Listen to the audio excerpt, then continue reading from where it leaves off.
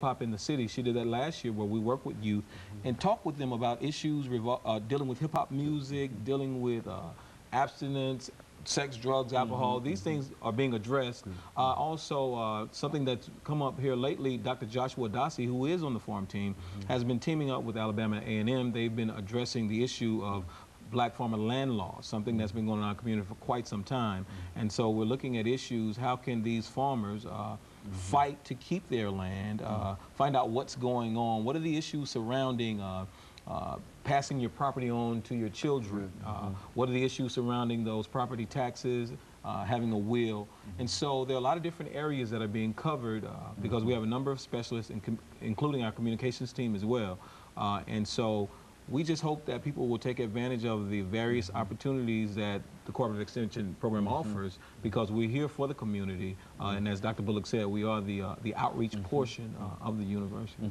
Now, you know, Dr. Bullock, over the last 4 minutes that we have here, let's look at some of the things that you believe that Tennessee State University can do in order to elevate the situation of small and limited resource farmers. I mean, what are some of the other things that perhaps that Tennessee State University might not be doing that it could possibly do in order to do that?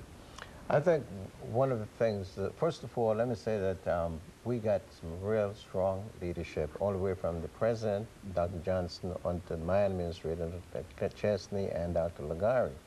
So we have very strong leadership, and with this type of leadership, we are now linked up with Tennessee Department of Agriculture, Rural Development, Farm Service Agency, NRCS. We have some of the things that we have not really touched on previously that we're getting into is like water quality. That is an area that Tennessee State is moving into.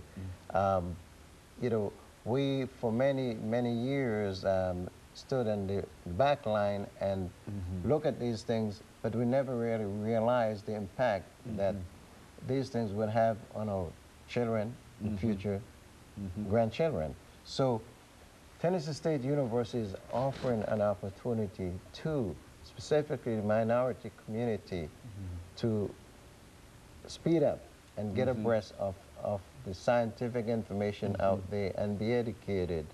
And this is where Mike's distant education program comes in effect, because we're only a very small staff, and with television and the internet and the program that Michael is doing, can reach every single farmer in every corner of this state and outside of it too. So we're moving ahead. Very good. And of course, Mr. McClendon, over the last minute and a half that we have here, let's give you an opportunity to say something about the people that you work with. I think you've already indicated that you've got a small staff, but it's a very, very effective staff, and now you think that you might be able to reach the world through the internet and et cetera. What are some of the folks that support you in that kind of activity? Well, actually, we have a team of about 4 people. Our team leader is Janelle Sargent. Janelle Sargent is Associate Professor of Distance Education, our Distance Education Coordinator, and she's the one who deals primarily not only with the different departments on campus, but also off campus. I'm the media specialist, so I do most of the videography. I'll go out and videotape many events, put together DVDs and duplicate those. Also, we have Princess Patton, who is our editor, and she deals with a lot of our publications, and Jane House. Jane House does a lot of our graphics work, and she's been there working with a lot of our copying, as well as conceptualizing different ideas as they go into media format with relates to print media.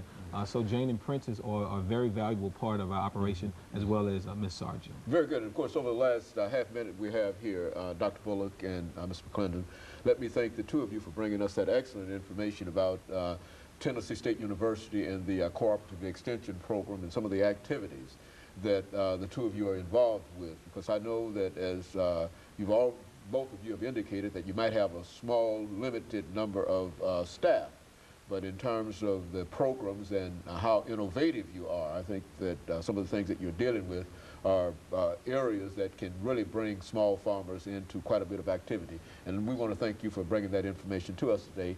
And let us encourage our audience to tune in again next week for another informative edition of Comments. Thank you and good morning.